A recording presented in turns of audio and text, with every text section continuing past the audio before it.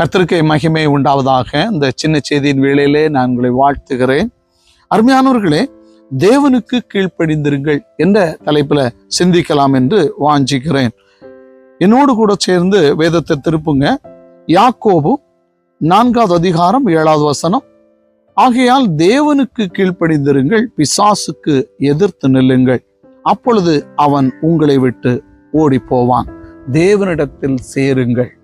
அருமையானவர்களே, தேவனுக்கு கீழ்ப்படிந்திருங்கள், அப்போது பிசாசு நம்மளை விட்டு ஓடி போவான்.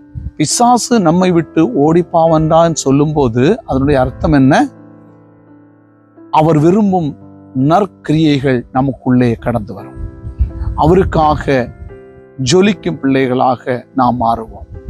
பிசாசின் அந்தகார கட்டுகளை குறித்து நீங்கள் கவலைப்பட வேண்டிய தேவையில்லை. என்ன செய்ய வேண்டும்?